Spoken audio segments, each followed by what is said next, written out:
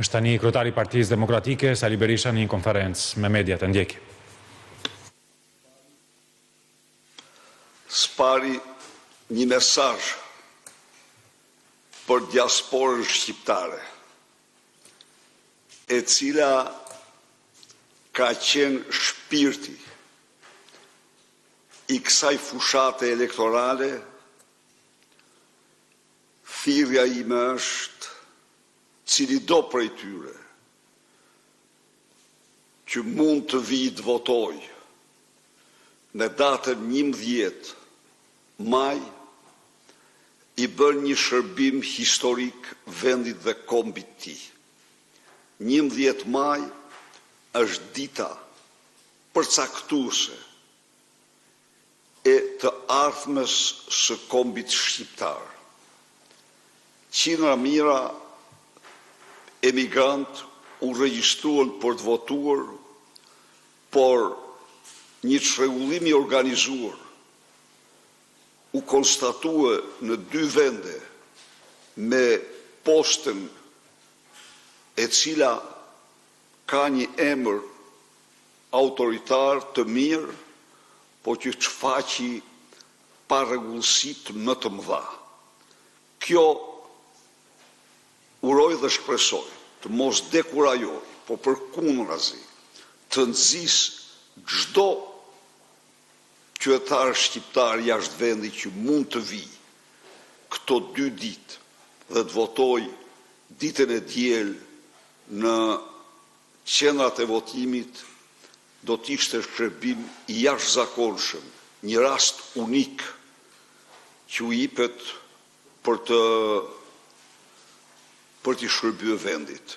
Së dyti, sot ne mbyllim fushatën më të bukur, më entuziaste, më optimiste të shqiptarëve të lirë, të njerëzve të lirë në bulevardin e ri të kryeqytetit.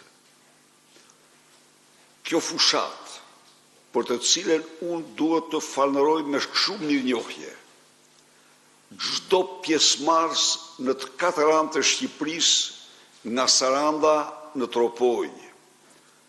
Kjo fushat u karakterizua me një uragan të vërtet që buroi nga zemrat dhe shpirti i popullit opozitar. 2 fushata ecën paralel në territorin e vendit. Njëra fushata me detyrim e narkoshtetit dhe tjetra fushata e qytetarëve të lirë të vendosur për të përzërë narkoshtetin. Sonte, kësaj fushate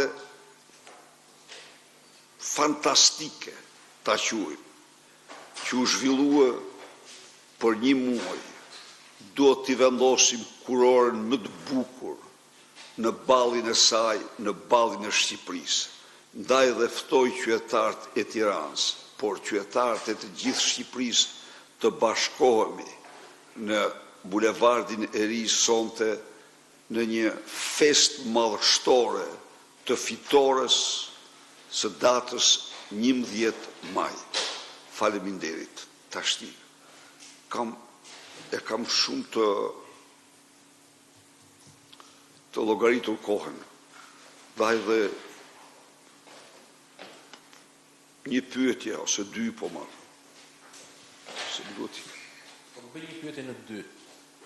1. Zgjidh vetë 1. Në cilin prej çaqeve Partia Demokratike mendon se do të bëjë surprizën dhe a besoni se kjo është konferenca e fundit e juaje si kryetari i opozitës? Mendoj se e keni drejt, e keni shumë drejt. Kjo do jetë konferenca ime e fundit si kryetar opozite, mbasi pas datës 12 maj, kjo opozit është majorancë. Bëhet majorancë e Shqipërisë. E keni ndjerë dhe ju dhe e ka ndjetë çdo shqiptar këtë. Kjo është ndjesia më reale, por në mënyrën më të frikshme e ka ndjerë Edi Rama. Ju e pas si shkallmoj Ram në televizion. U shkallmua. Fliste për giotina, fliste për helme, fliste, qarës fliste. Do më thanë, ai Ram kishte nevoj urgjente për mjekim me ato simptoma që pash. Se unë jam edhe mjek edhe kam qenë ja pasionuar. Unë jam kardiolog, po më tërhiqte dhe psikiatria. Më ka tërhequr. Zoti Berisha, duke qenë se është dita e fundit e fushatës, në nisjet e saj, madje kur e keni prezantuar zotin Krisla Sivita, ju e keni cilësuar atë si magjistar që e bëri një magjin në Shtetet Bashkuara kur u zgjodh Donald Trump president. Nga ajo që keni parë nga dita e parë deri tani, e ka bërë magjin edhe në Shqipëri Krisla Sivita? Nga ajo që kam parë pa diskutim. Ai është faktor madhor i kësaj fushate fantastike dhe i fitores së 11 majit. Nuk ka diskutim. Ju falënderoj.